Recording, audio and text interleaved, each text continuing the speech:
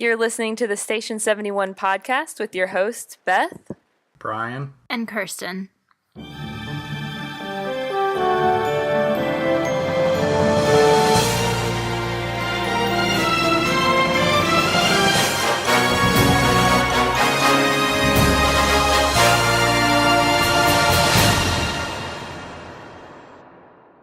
Alright, so for this episode, you'll notice that we're missing our fearless leader, Mario, because he's feeling a little under the weather tonight and didn't want to subject the podcast to his sick voice. So we're all hoping that he'll feel better soon, but we decided to do another round of Park Superlatives, but with a little bit of a twist this time. So we put a bunch of superlatives into a randomizer, and we're going to just discuss them as they come along. So all of our topics this week are going to be a little bit of a surprise. So without further ado, I will hit the first one. Ooh, it even has a nice little Wheel of Fortune noise. All right. Whoa. Best cocktail or alcoholic beverage? Oh, Lord. I'm going to be terrible at this. This is so hard being put on the spot and not having time to prepare. You were just there, so you should have a good one for this, because I saw on your Facebook that you drank a lot. Well, I always drink a lot, so it's hard to pick just one. I'm going to have a hard time choosing anything. Like, does Coke count? I mean, Disney World is one of the few places that I actually do drink soda, so that's kind of a nice little, I don't know, treat for me. But alcoholic beverage, if anybody else has one that comes to mind, feel free to speak up, because... Yeah, my number one is definitely the Nautilus at Trader Sam's. Yeah, this is a drink that's meant for two people or one very adventurous person. But it's awesome. And then if anyone goes to Trader Sam's, they'll know that there's a lot of cool theming and everything behind when they bring out each drink. And this one has that, so it's a whole experience wrapped up into one drink. So, yeah, definitely my favorite. All of the drinks, well, most of the drinks at Trader Sam's with the effects are super cool. I think my favorite, as far as effects go, is OA. Yeah. So I don't want to spoil it for anybody, but if you go to Trader Sam's, hang around long enough to have someone order a OA, because that's a good one. That's what I love so much. Like, even if your drink isn't the greatest at Trader Sam's, like you have to have a good time there. Just seeing the interactions with everyone and how the cast members really put on such a good job bringing out all the drinks and really getting into the story and everything. So yeah, luckily I've been to Trader Sam's at least once, so I at least have had one alcoholic drink on Disney property. That might be the only one I've ever had, but I'll have something. I have to look up what it's called though. I can't remember. I had a few really good drinks at the, it's called Mardi Gras, I guess, at Port Orleans French Quarter, because we decided to ride bikes down to French Quarter while we were staying at Riverside this weekend and swim in their pool, because I liked the theming better. And their little pool bar had some really good ones. There was one called the Nola Cola, and that was really good. And then another drink that comes to mind is kind of generic. It's not like super awesomely themed or anything, but I'm pretty sure you can get this several places. But the Pina Colada is really good. It's like it's a frozen drink, and they like pour raspberry puree around the like sides of the cup, and then they pour the drink in, and it's like kind of a tropical kind of drink. does sound good. So as far as worst alcoholic beverages go, I'm probably going to get some hate for this, but I don't even know if this is still there, but there was a margarita kiosk in Mexico at Epcot, and you could get like all three of them mixed together, like layered. And I got that once, and it was like the only alcoholic drink I've ever thrown away. Let's see. Okay, so I actually remembered that whenever I went to Trader Sam's, the drink I got was not even alcoholic. so I can't use that. I think I got the Schweitzer Falls drink there, which was really good if you're a child and you don't like alcohol. But I also have had at Cali Grill for my birthday their red sangria, and that was definitely good. I like sangria because it tastes like juice, and that's about all I got. Worst would be anything else that I've ever had because I don't really drink, and it always tastes bad. I'm trying to think of like really bad drinks other than the margarita that I've had. I had one of those slushy things from France, like not anything new that they're doing. I feel like the drinks are getting popular, but like the Grand Marnier, is that how you say it? Slushies a while back, and that was okay, but still rather get a Coke. Yeah. There's a few drinks at Nomad Lounge that are not like terrible, but they're definitely things I wouldn't order again. I can't remember any of the names though because they all have weird names. Yeah, I'm trying to remember what anybody had. I don't think anybody in my group had a bad drink at Trader Sam's. I think Trader Sam's is definitely the place to go. Definitely. Yeah. Let's do the next one. All right. All right, best quick service. This is a good one because I've had a lot of quick service. I haven't had so much of table service while I've been at Disney World because I find it difficult to devote that much time to eating when I could be doing other things, but I've had a bunch of quick service. Yeah, I agree with that. The majority of the time when I go, I'm not sitting down. I'm going to grab something quick and then hit the rest of the park. We eat quick service like pretty much every time. I think it's a holdout from when we used to do the dining plan when it was worth it, like monetarily, and so I'm just used to it. So we generally, most of the time, do quick service for lunch, table service for dinner, pretty much every day. So my favorite quick service is actually at Downtown Disney. It's Wolfgang Puck Express. And this is definitely a holdout from the dining plan because it's like definitely the highest value quick service, I would say, probably on property. Like the entree that I used to get was like $18 or something. And it still was a quick service. So that's really good value-wise. And also it just is, I think it's really tasty. We would go like for lunch before we left or dinner when we got there, whatever, and eat there. I've never been there. I have to check it out. It's kind of hidden like by the kitchen shop in the marketplace area. I have a few that I really like, but I feel like the one that I actually enjoy the most is probably Pico's Bill. Just because, and for the same reason that I like Resto, is because of the toppings bar, because like all you can eat guacamole is the best. Even though I actually found that the guacamole at Resto is pretty good, but this past weekend we went to Pico Spill and the guacamole was not very good. So I don't know if I just happened to go on good days in the past, but yeah, it was really nice because pretty much all I got was like tortilla chips with black beans on top. And then by the end of the toppings bar, my plate was like stacked a foot high. Have you seen that secret menu thing at Pecos Bills where you can like order some crazy nacho thing for 4 people and they'll like put a tablecloth on your table and ring some bell and like you get this huge amount of food? I've heard about it. I've never done it, but it sounds cool.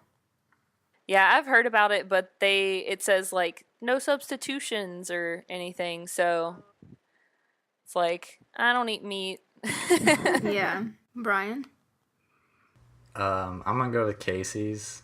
That's a good one. I think it's our last episode. We talked about it.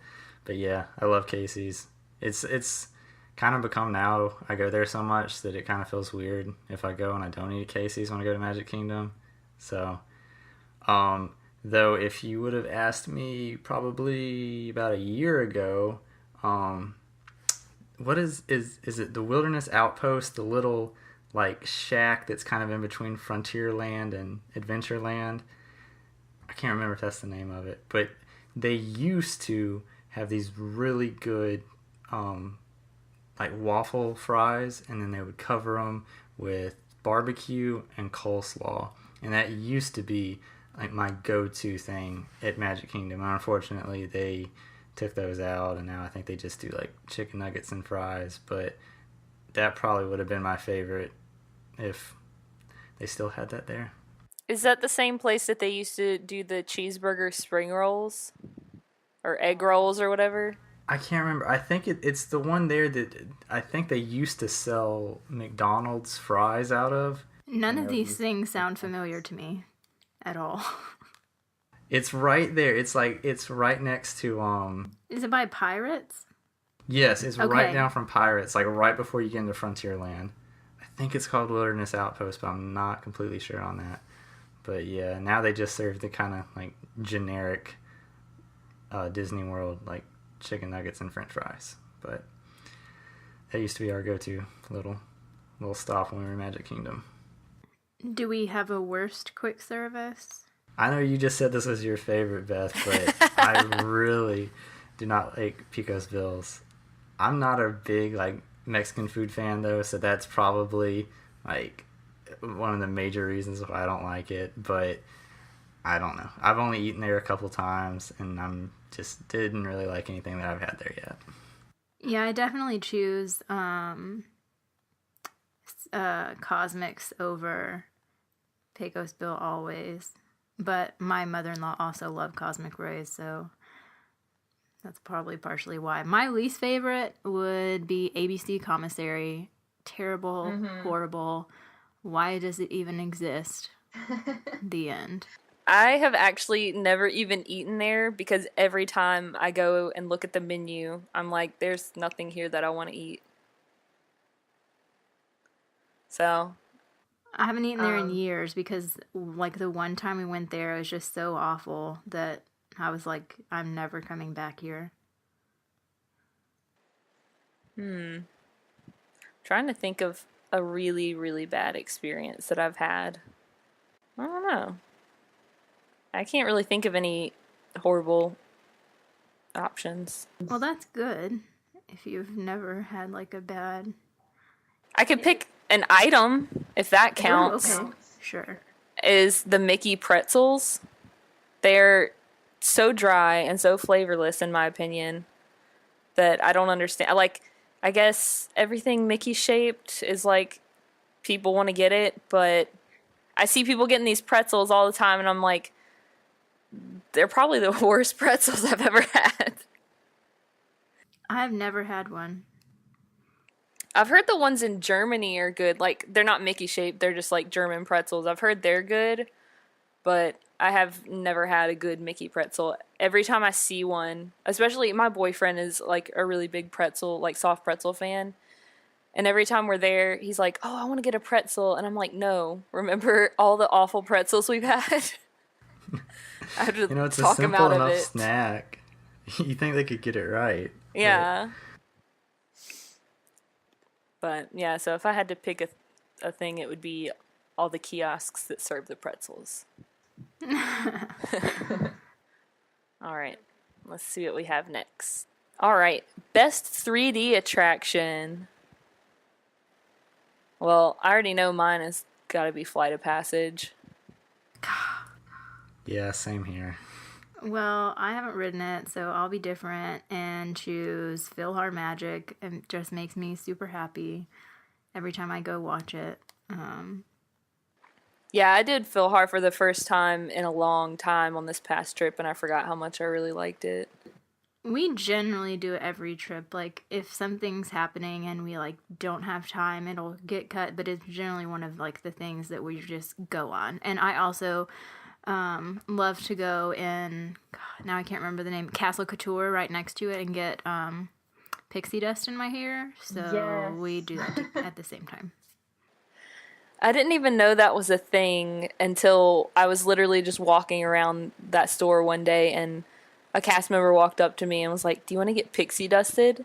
I was like, I don't know what it means, but yes. Oh my God. Whenever I worked there, I just lived with glitter in my hair basically the entire 7 months that I was there because I would just go do it like every time I happen to be in Magic Kingdom. Like, need some pixie dust.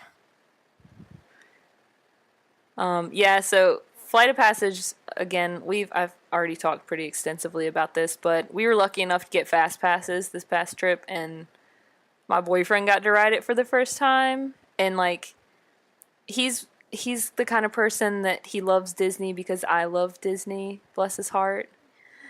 But he, I think, really enjoyed it because he was like laughing and like people on this ride were like whooping and hollering because they're getting so excited about it, and he was like being one of those people, and I was like so excited. I was like, yes, finally he sees why I love it.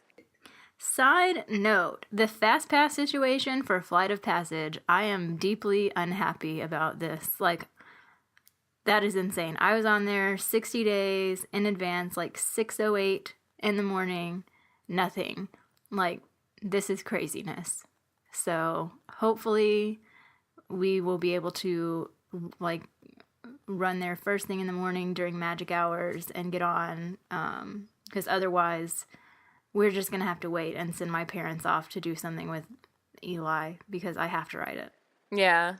I've heard that if you go during extra magic hours in the morning, as long as you get there like super early and you're like going straight to Pandora, then the wait's usually like 20 minutes or so. But like as soon as the first round of people goes in, it like automatically jumps up to like 90 minutes or something.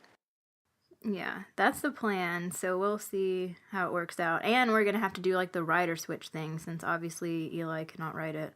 So that's going to be a hassle, but oh well. Aw. Guess he's worth it.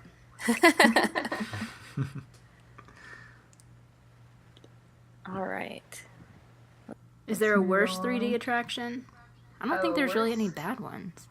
What else is 3D? I mean, Muppet Vision is good. Yeah. Star Tours. Star Tours, I think, is pretty good. Yeah. I can't think of a bad one. Me either.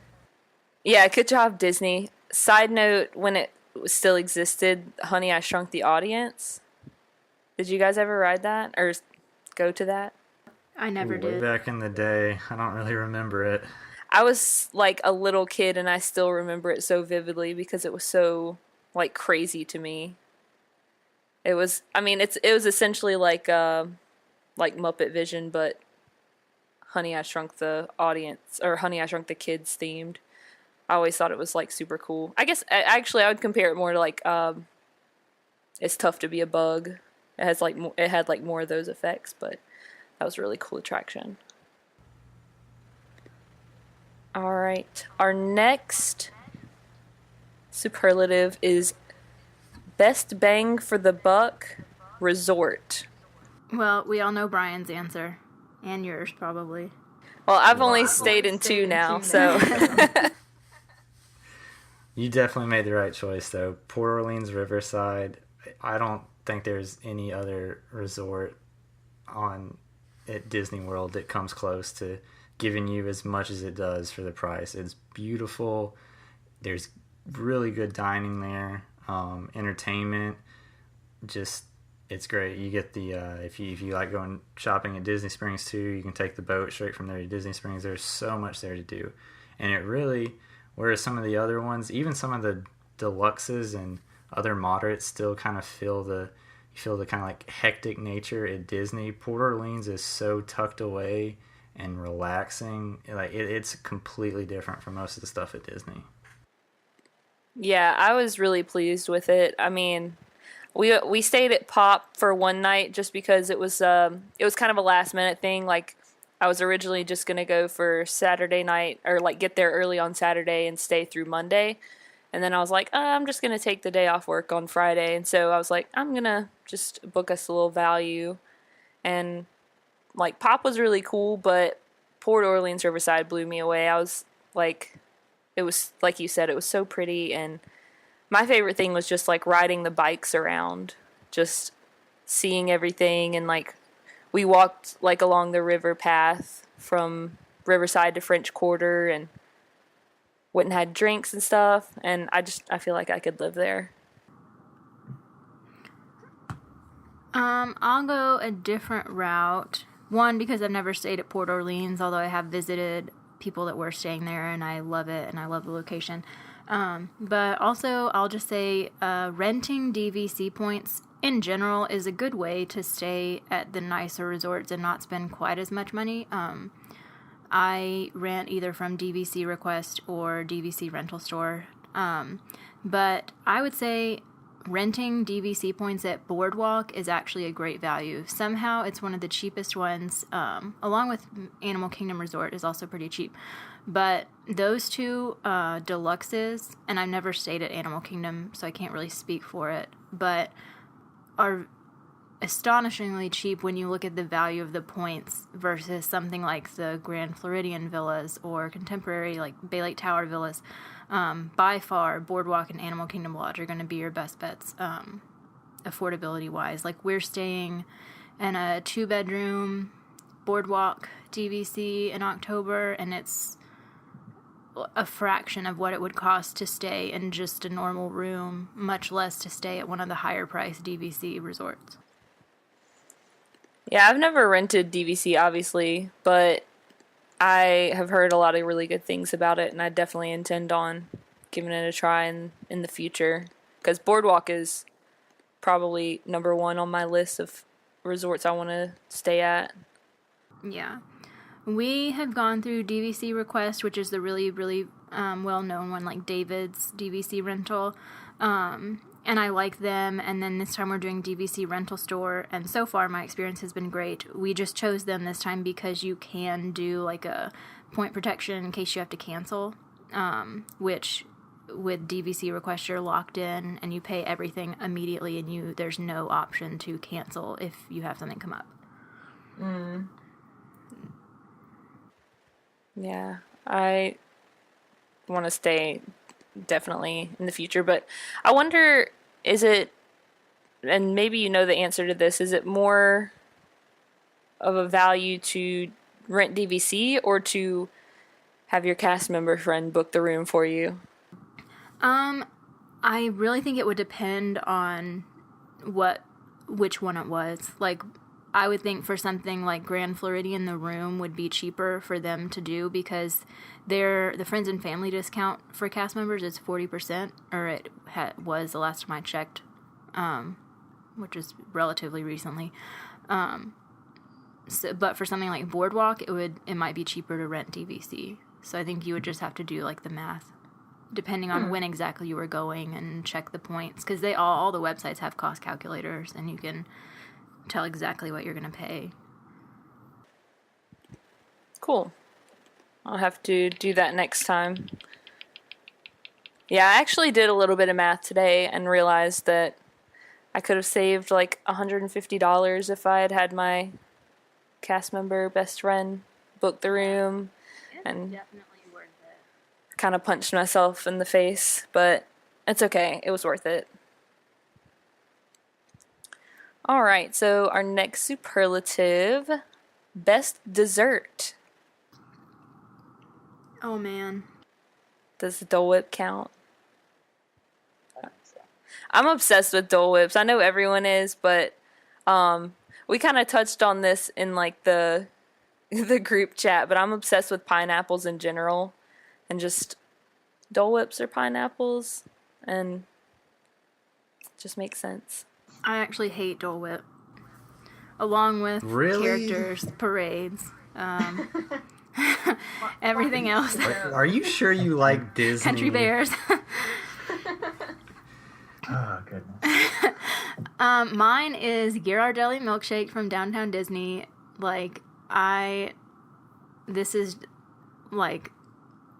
If I go to Disney World and don't get a Ghirardelli milkshake, it's not a good trip. Like, whenever I went to Orlando for work in July, and I specifically had dinner at Downtown Disney, 1, so I could see my friend, but 2, also because I really wanted a Ghirardelli milkshake. Sorry, Allie.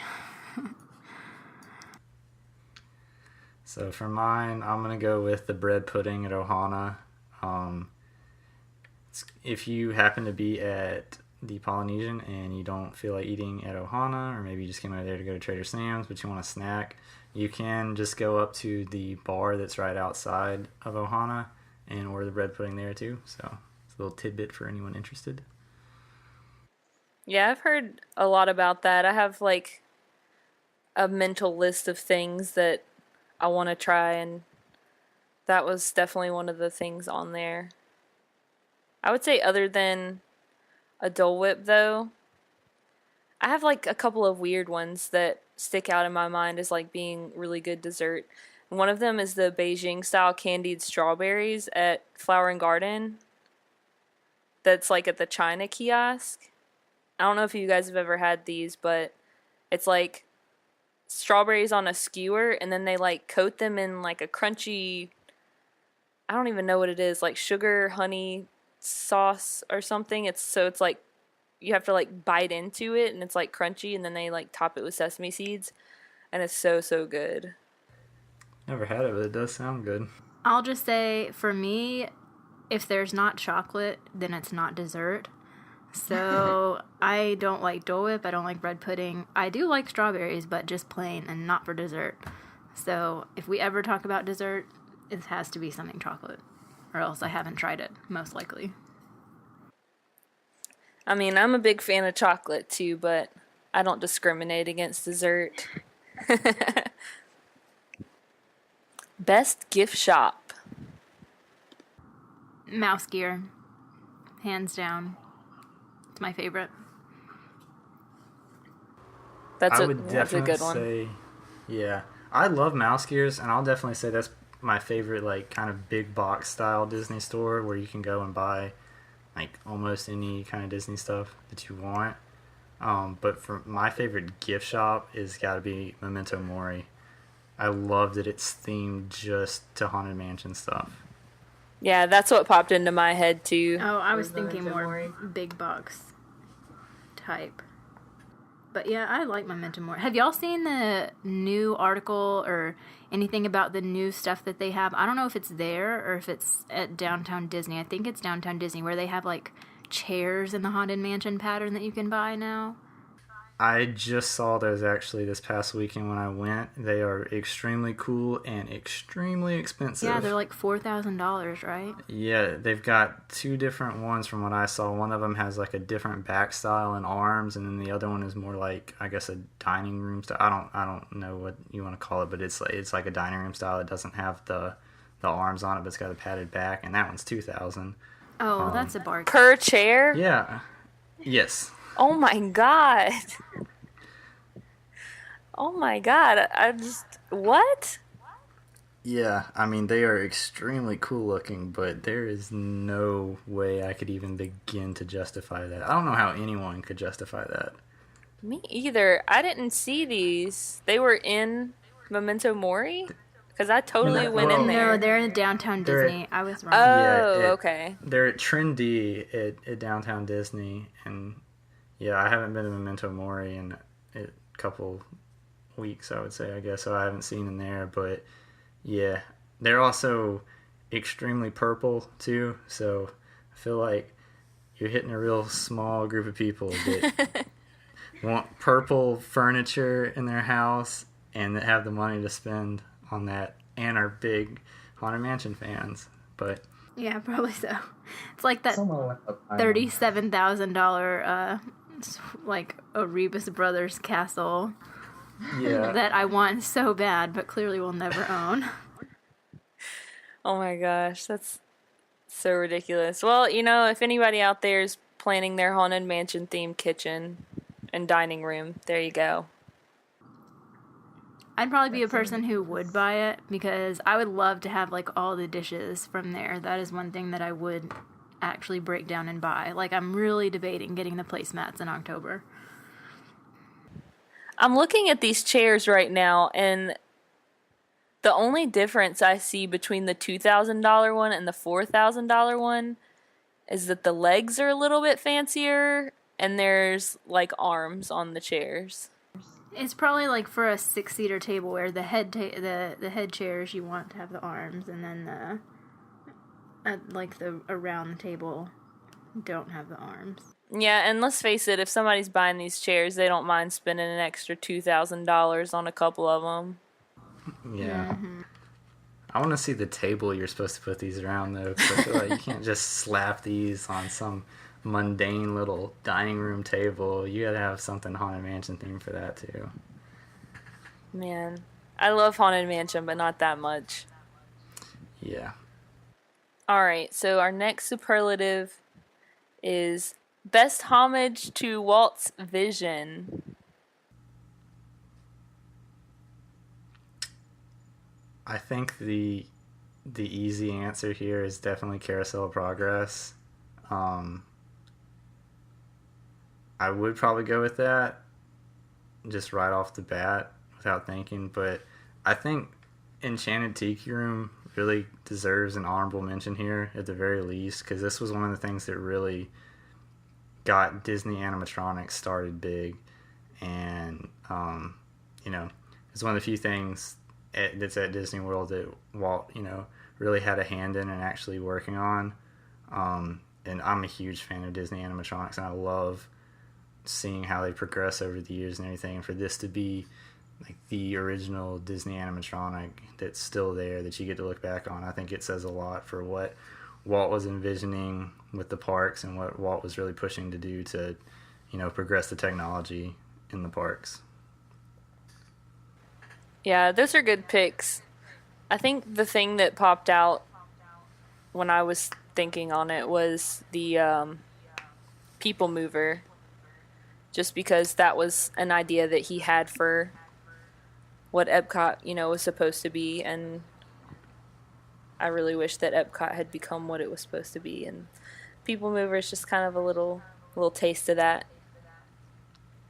Yeah, I love that they have the diorama of the original plan for Epcot when you're on the TTA. I hate that you kind of zip by it so quick because it's a really, really cool and intricately detailed little piece of work, but I wish they had that set up on display somewhere where you could just walk around and really look at it because it's very cool. Mm-hmm. Yeah, I would love to see that displayed. I'm going to go way out there. Brian's going to hate me, but I'll explain myself.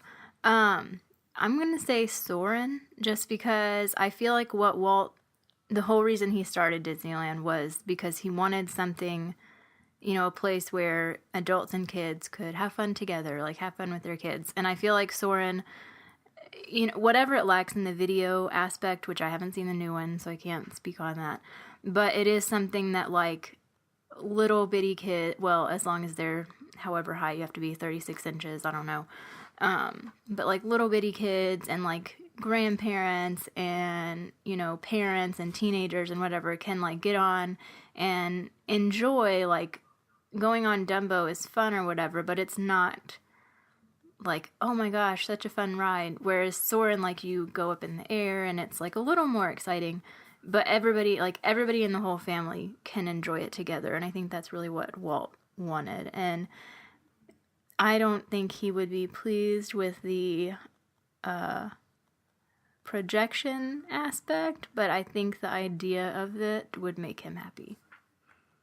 I don't disagree with that. I mean, and I know I've talked on here about my dislikes for Soarin', and it's not even so... It's more so that I see what it really could be and how much potential the ride has. I just think it has some shortcomings in the actual execution of it, but you're definitely right. I mean, the whole aspect of it being an exciting ride that everyone can enjoy, it does definitely fit in with what Walt would have wanted in the parks. Yeah, I agree with that.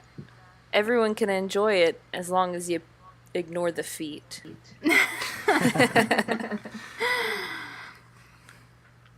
Ooh, are there any that we think Walt would have hated? Like worst? Ooh. I'm trying to think about like Walt, not myself. I know. Yeah.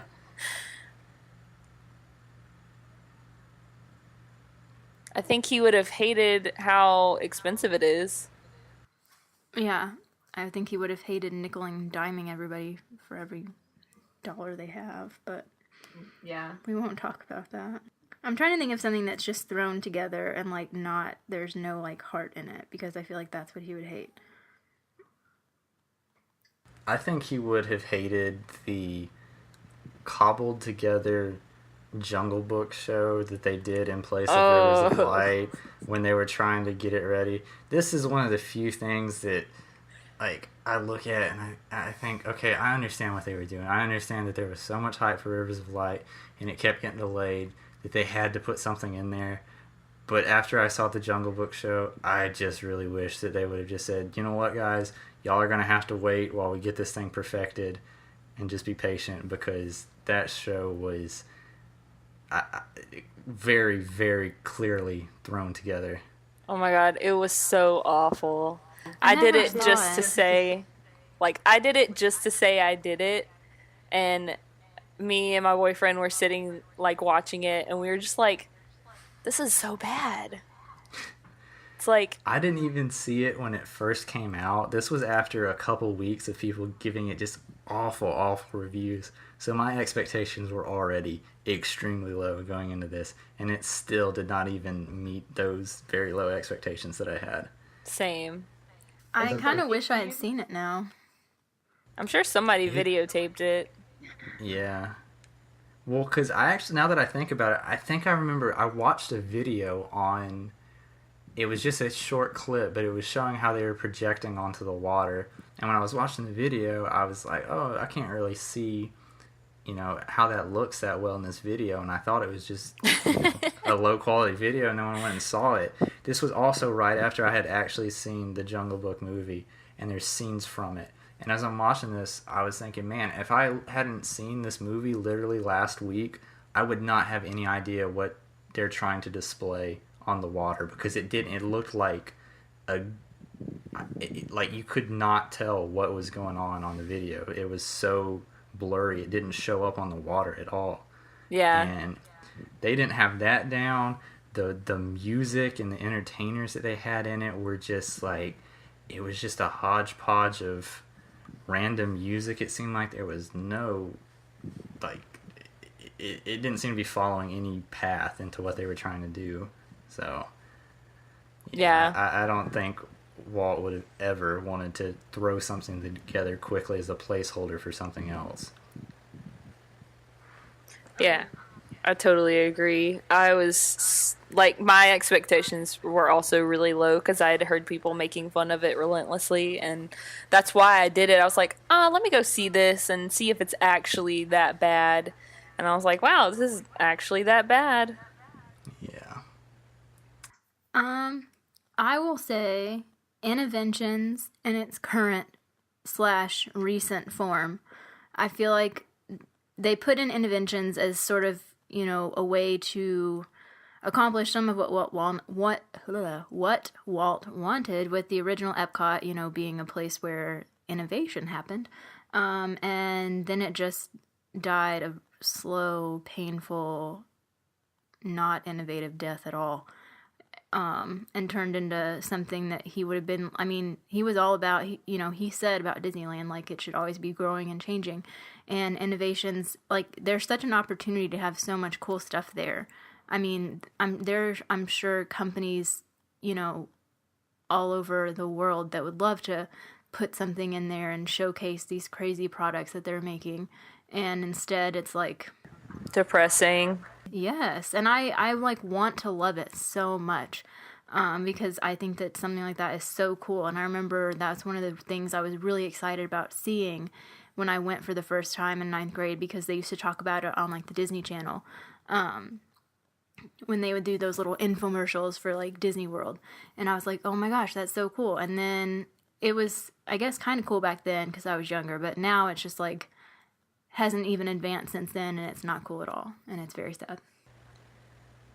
Why don't they just take the attractions, at least take the attractions that you took out of Disney Quest and, like, throw them in there just to give people a reason, I know. It would be so easy for them to get sponsors just to do little booths here and there, and I don't know why they don't do that. And they closed, like, Some of All Thrills too, right? Which was, like, one of the very few fun things in there. even if it's not really innovative anymore. What even is in there anymore? Colortopia? Is that it? I honestly don't know, because they took out the little money thing too, which was really fun, the piggy bank thing, which definitely was not innovative, but it was fun. Yeah. I'm really open at either the next D23 or the one after that we hear some news about this. They have to be planning something with this. They can't be doing all this stuff around it and just leave that there. Yeah, I mean, it's so much space that's just wasted. Like, nobody's ever in there. I mean, people walk through, I guess, for the air conditioning, and that's it. Like, they could do so much more. Yeah, if I'm not mistaken, there is one food and wine kiosk inside this year. But I'm trying to remember if I'm thinking correctly. I'm pretty sure it was, but yeah, that's it. Was your pick for that the Alive with Magic show too? Oh, well, my main pick was, like you said, kind of nickel and diming everyone to death. Oh, yeah. Just, because it's, the whole idea was, like you said, it's a place where everyone can go to be together, like kids, adults, grandparents, and it's like, yeah, everyone can go together if you save up in advance for years and pay thousands of dollars. Yeah, I think it's the trip of a lifetime for so many people, and I don't think he would have wanted that. Yeah.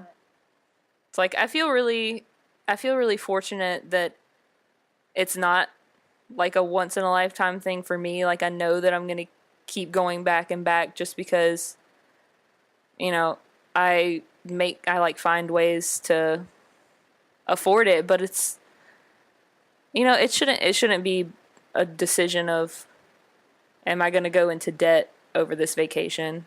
Yeah. All right. On that super depressing note, let's keep being depressed and talk about the worst place to get stuck in the rain.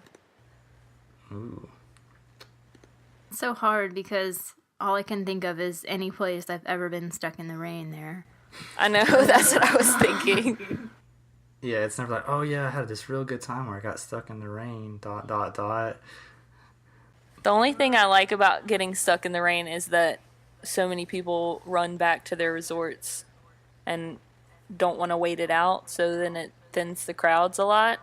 But this past trip, it rained almost every day, and it did not deter them at all. They're just like, I'm just going to stick it out, I guess. And I was like, no, you're supposed to go back to your resort.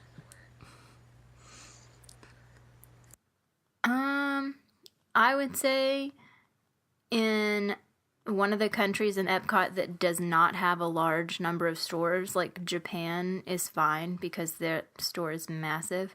But I've been stuck in like France, where the bakery is, and it's like you can't go anywhere else without walking through the rain for a long, long, long period of time.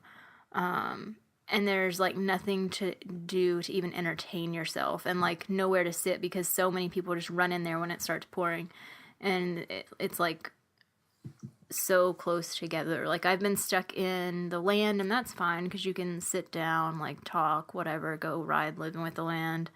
I've been stuck in Interventions, amazingly, which that's when I did that piggy bank thing that was entertaining at least. But I got stuck in France, and there was like nothing to do except for just stand there with a bunch of other damp people and wait. That's the worst, is being like in a closed area with a bunch of people who have been rained on, because then the heat is just like covering everyone, and it's just like sweaty, wet hotness. Yeah. I would say certain parts of Animal Kingdom are really bad to get stuck in the rain, just because I'm thinking in particular that area near Tusker House, because everyone tries to crowd underneath like where the bar is and where the people waiting for Tusker House are. Mm-hmm. And it's just like everyone smushed together. And a lot of the roofs in that area aren't really roofs. They're like little awnings with, they're supposed to look African or whatever. So they're like, That thatched kind of. exactly, yeah. So it's like, if you happen to be in one of those little spots, it's like you're not even getting protected from the rain. Geez, I think almost anywhere in Animal Kingdom would be pretty bad to get stuck. I mean, if it's a crowded day and you try to fit that many people in the stores or underneath the small coverings they have, you're not going to get that many people out of the rain. Mm-hmm. It is really good to ride the safari, though, because then the animals love it. Jeez, I'm trying to think. I mean, like we said, it'd be bad to get stuck pretty much anywhere, but I think I'd have to agree with it being in Epcot, because I've definitely been there getting stuck in one of the countries. I think I was in Norway one time, and there's really not that much to do if you can't walk around. I mean, you can kind of try to scoot over to the little museum type thing they have that's showcasing some of the architecture and the clothing and stuff from Norway, but other than that, like, I think when I got stuck too, it was at the height of the Frozen popularity when the ride first came out, and so I was not going to wait for 3+ hours in the line, which now was outside in the rain, and then there's not a whole lot of stores to look around there either, so that was pretty bad. Yeah, it's interesting that you mentioned that little whatever they call it, where now it's like a Frozen display kind of thing. Yeah. Because I don't think anyone knows you can actually go in there. That little church-looking thing? Yeah. Yep. It's like every time I go in there, I'm the only person in there. I feel like I went in once long ago, but that's all. I just go in there to get a little quick AC. Like, I walk through it. Just get a little breath of coldness. But yeah, I never, I've been in a few of those little galleries that they have. And the only one I ever really see people in is the one in Japan. It's like, some of those are really cool too. Like, the one in Morocco is pretty cool because it talks about, like, all the, I don't know, ancient gods and stuff, and like the history of eyeliner, which I thought was really interesting. Oh yeah, I do like that one. I find that interesting. Yeah, but again, I was like, my group that I was with were the only people in there, so they're good little quiet spots at least. Yeah. Is there a best place to get stuck in the rain? I feel like we've kind of discussed other good places. Carousel of Progress. Because then usually in Florida, the rain's over after 20 minutes. Yeah, I mean, honestly, almost any of the indoor rides, which again, back to, I don't understand why everyone leaves the parks when it starts raining, because every park has a good number of rides that don't get closed down if it rains that you can go on. So yeah, I would say the land, because there's plenty of entertainment. That's a good one. And also food. Mm-hmm. All right. You guys want to do one more before we wrap up? yeah. All right. Kirsten's going to love this one. Oh, Lord. Best character meet and greet. Oh, exactly what Mario wanted. I can't go first. I have to think about this. I would say my personal favorite is the Talking Mickey at Town Square Theater. Just because it's like, there's obviously all the face characters talk and you can have conversations with them, but just the fact that it's Mickey makes it so wild to me. Like, I talked about it on, like, maybe the last show, just about how I genuinely, like, that experience just made me so happy, and the pictures that I got from it were, like, the realest smiles I've ever smiled in photos. And just getting to watch other people interact with him while you're waiting is really cool. Like, when I was waiting, there's a cast member that comes up and asks, like, where are you from? And then, like, that's your introduction to Mickey. and the girls in front of me said that they were from Brazil, and the girls like the cast member was like, "Hey Mickey, here are some of our new friends, and they came here all the way from Brazil." And Mickey's like, "Oh wow, Brazil. I just learned some Portuguese. Let me try it out on you." And like spoke Portuguese to these girls. I just thought that was the coolest thing. That is cool. I've never done the Talking Mickey one, but I really want to. I just need to take the time. I'm there enough that I really should, but I don't know. I just overlook it every time I go. But I do. I keep hearing really good things about it. Yeah, I loved it. If I had to pick, now I very rarely do character meet and greets. I've probably only done 2 in the past 2 years, I would say. But one that I don't usually get in line for, but I usually stop to watch other people interact with if I'm near it, is the one with Gaston.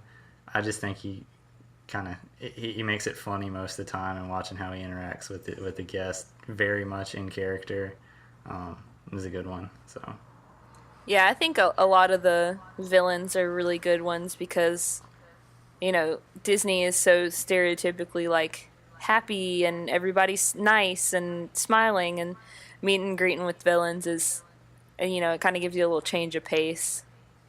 yeah, that's true.